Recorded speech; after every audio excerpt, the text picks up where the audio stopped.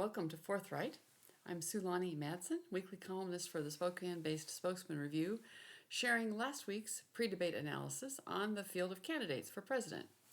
This edition includes reader feedback on the column and post-debate commentary. But first, as published Thursday, August 17, 2023 in the Spokesman Review, headlined, Time to Hand Over the Helm. One of the easiest ways to run down a family farm or small business is to keep the next generation sidelined. Succession planning is critical to the survival of any organization, including political parties and countries. Democrats are ignoring that wisdom in 2024, at least so far. The Democratic National Committee isn't planning any presidential debates, discouraging competition and sidelining Robert F. Kennedy Jr. and Marianne Williamson in favor of older-than-a-boomer Joe Biden, born in 1942. It's past time for the silent generation to remain silent, but they're backing their man. Republicans have a solid field to choose from, and the Republican National Committee debates start Wednesday, August 23rd. Presidential primary politics threaten to overshadow the local elections, like untimely Christmas decorations crowding out the back-to-school specials, but consumers need time to get acquainted with this year's options. Savvy primary voters recognize the strategic goal is to field a candidate who will attract independents. Galling as it may be for partisans seeking ideological purity, it's the independents in the middle who swing elections. In 2020, swing voters voted for not Trump. When only 31% in the latest Rasmussen Right Direction Wrong Track poll think the country is going in the right direction, they're now primed to vote not Biden. If Republicans nominate anybody other than a 76-year-old retired president, the country can avoid sleepwalking into a bad sequel of Grumpy Old Men. There is nothing about 2020 that I want to relive except a lovely mask-free Christmas gathering with family in Arizona, celebrating its end. So, let's survey the field committed to being on stage in Wisconsin next Wednesday for the first RNC debate. To be invited, each candidate had to meet RNC requirements for ranking in polls and at least 40,000 individual donors.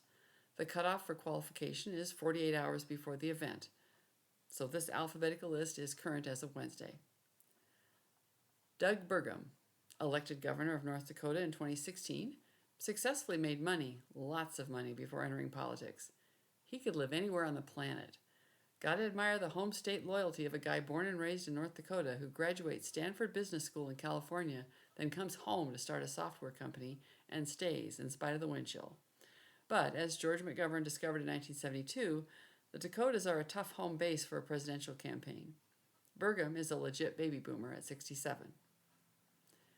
Chris Christie served from 2010 to 2018 as a governor of New Jersey, also known as the We're Not New York state, another guy with gubernatorial experience who never left home. Christie practiced law in a private firm and as an appointed U.S. attorney before running for governor. Born in 1962 and almost not a boomer. Ron DeSantis, a Florida native son, re-elected in 2022 to his second term as governor. DeSantis served 6 years active duty in the U.S. Navy Judge Advocate General, the JAG, after graduating from Yale and Harvard Law, and continued to serve in the U.S. Naval Reserves until 2019. The only veteran of military service in the current field, he was deployed to Iraq during the 2007 U.S. surge. After more than 2 decades at war, military service may become more common in future generations of candidates for commander-in-chief. DeSantis is Gen X, just 2 years short of qualifying as a millennial. Nikki Haley, another Gen X candidate and a daughter of Sikh immigrants. Although she was not in the military, her husband was deployed to Afghanistan with the National Guard, and they also serve who must wait at home. Degree in accounting, background in business, former governor of South Carolina, also homegrown, navigated an attempt at starting a race war while governor, confronted difficult international issues while serving as ambassador to the United Nations. As a Southern woman, has upheld the traditions of the steel magnolia in her political career. Vivek Ramaswamy, born in Ohio, also to immigrant parents, a true millennial with entrepreneurial experience who has never run for public office and dreams big. Earned an undergraduate degree from Harvard, then to Yale Law, the DeSantis route in reverse, but without the military service. Great to have fresh voices articulating a positive future in the arena, but his lack of political experience is his handicap. Mike Pence, to the former Indiana governor and former vice president, thank you for your service, but For everyone ready to leave 2020 behind, that means you too. Sit down, Boomer. Tim Scott, currently serving as Senator from South Carolina, started his career in politics after first owning a successful insurance agency and working in real estate. He has a classic Republican bootstrap background, similar to Ben Carson, and has been aiming for the happy warrior label of Ronald Reagan, the last Republican to capture Washington's electoral college votes. Trump has been arrogantly coy about participating in the debate. See advice to Pence above.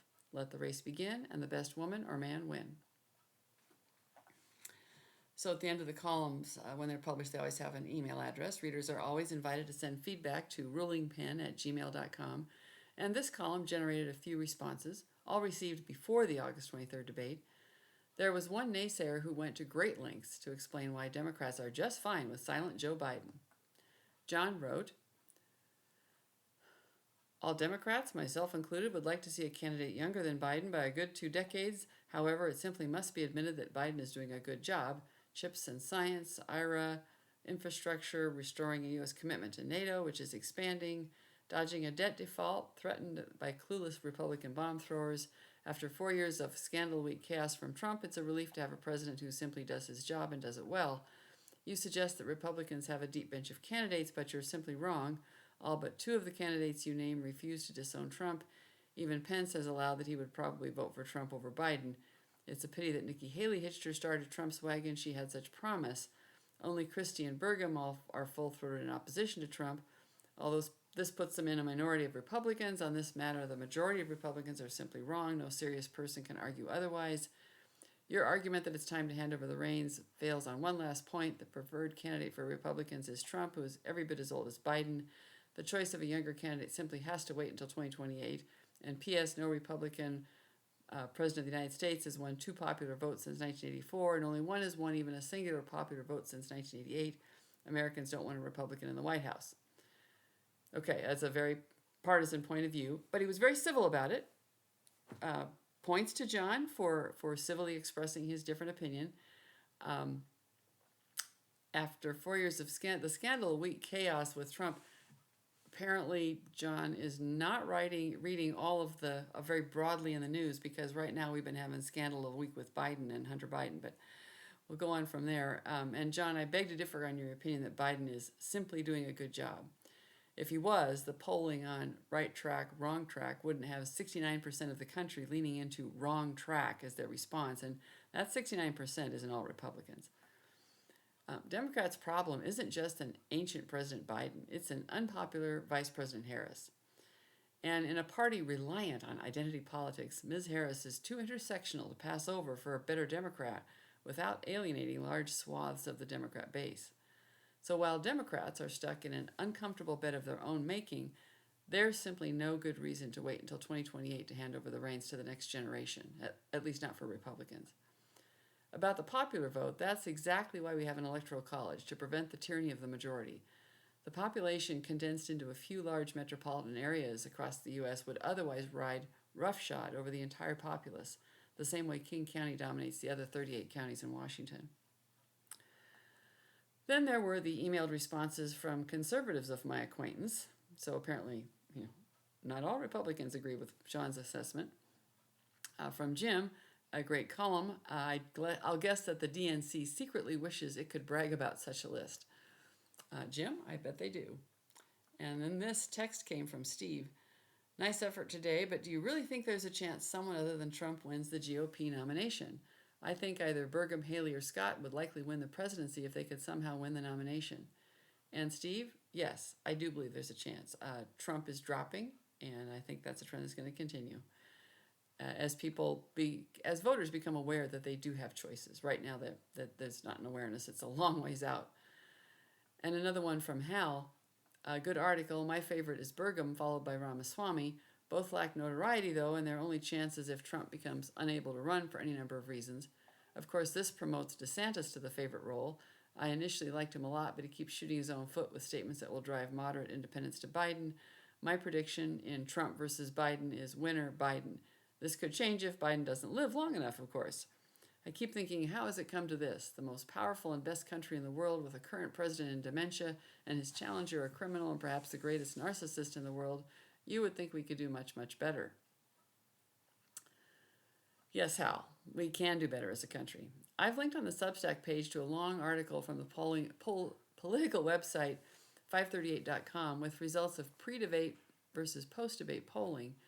One of the charts polled for the share of likely Republican primary voters who watched the debate who are considering voting for each candidate after the debate compared with before it.